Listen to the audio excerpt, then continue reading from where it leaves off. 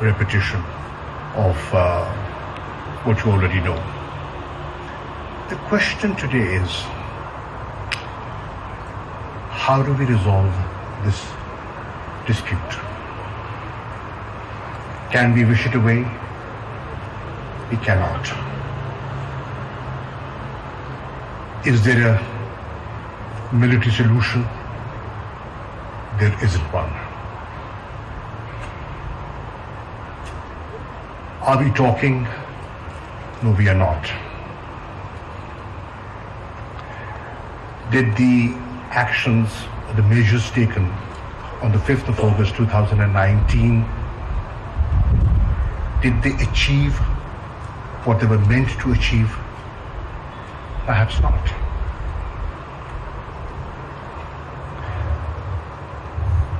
Human rights violations, are they taking place? Yes, they are. Are people suffering? Yes, they are.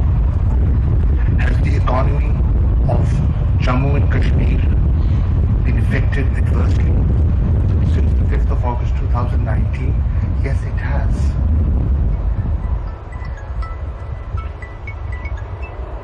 Where do we go from here? India has often been saying that this is an internal matter. Is it? No, it isn't. If it was an internal matter, then why were we talking about it when we had the composite dialogue and the comprehensive dialogue? Why was it on the agenda? It was on the agenda. Is it on the agenda of the Security Council? Yes, it is. Has the Security Council since the 5th of August deliberated upon it? Yes, it has. Is the world concerned when they see escalation of tensions on both sides of the line of control? The world is concerned. Yes, it is. Do you read about ceasefire violations on a daily basis? Yes, you do. The President just offered and invited you to come and visit Azad Jammu and Kashmir. Please go there. Meet people, talk to them, and assess for yourself. What do the people want? Allow the Indians to let the diplomatic corps go to Jammu and Kashmir and meet people freely, and then make an independent assessment.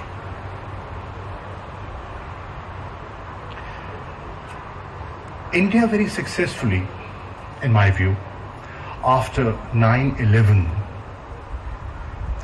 when they saw the global environment change, they linked the struggle for self-determination to terrorism. Very smartly done. They linked it to terrorism. What I want the world to assess independently, that is the issue being orchestrated from this side of the line of control, or is it a genuine indigenous issue? We have to have clarity. Unless we get clarity, we will not reflect over the solution. Do we want to live in peace with India? Yes, we do. Do we want to have good neighborly relations with India? Yes, we do. Has South Asia suffered because of this dispute? Yes, it has. Have we invested enough in our social sectors, in health, education, drinking water, sanitation? No, we have not. Why? The question is why? We have limited resources, and they should be optimally used how do we use them when there's tension brewing on both sides, on the eastern side, on the western side? Are we helping facilitate peace on the western side? Yes, we are. Is the world recognizing it today? Yes, it is.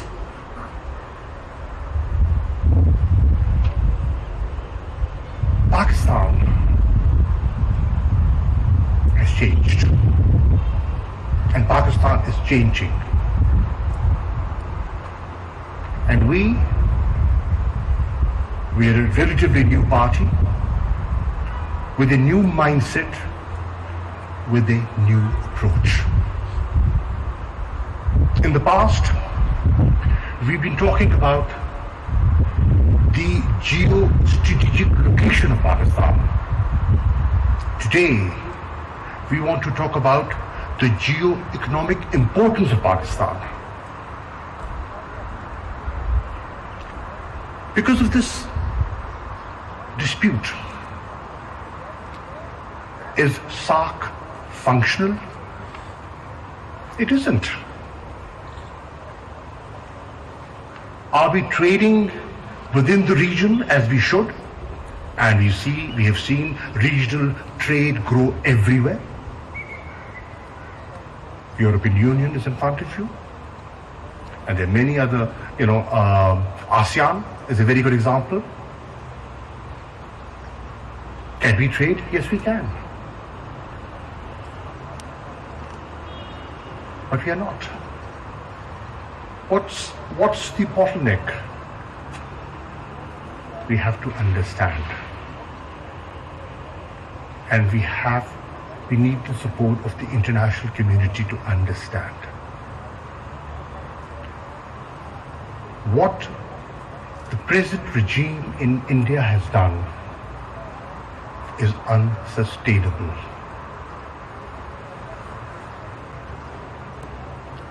Where are the investments that were promised? Have they come in? Where is the flourishing tourism? It's destroyed. Look at the economic impact the measures of the 5th of August have had on Indian Jammu and Kashmir. Devastating. The question is, what are we doing about it? You have diplomatic relations with India. We recognize that and we respect that. As sovereign countries, you're entitled to have good bilateral relations with them. And we don't grudge that. Honestly, we don't grudge that. We want to move on. How do we move on is the question. I would want, my Prime Minister wants, Imran Khan wants, my government wants peace, stability, development, education, health.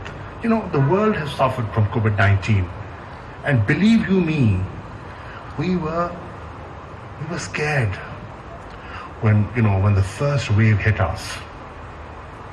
How will we cope with this challenge with the fragile healthcare system we have in place? We are fortunate, things didn't spin out of control. We've dealt with it reasonably well, but the challenge is there. Could we have cooperated within the region to overcome the challenge of COVID-19? Yes, we could have. We didn't. We did. Can we wish the challenge away? We cannot. We will have to face it. Collectively, regionally, we could have done a better job. We've managed better, in my opinion, better than India.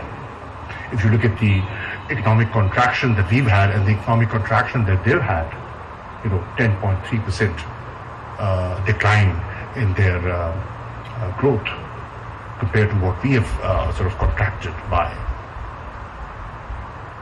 So the time has come to reflect. How do we move on? What's going on is unsustainable. Jammu and Kashmir is under military siege since the last 18 months. Can it go on like this forever? Can you have a communication blockade forever? Can you overlook the two reports of the Human Rights Commissioner? You can choose not to talk about it. You can choose to look the other way. But that does not change reality. And that's where we seek your attention. We want to resolve this issue through dialogue and through peaceful means. That is preference number one, and the only sensible preference. How do we do it? Did we vitiate the climate? No, we did not. Who will create that enabling environment that is required to re-engage? That's the question. This exhibition that you're witnessing today is just an expression of what's going on. The picture is far worse than what is being reflected here.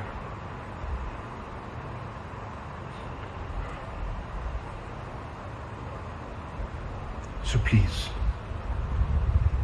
write to your capitals, inform them about what the real situation is.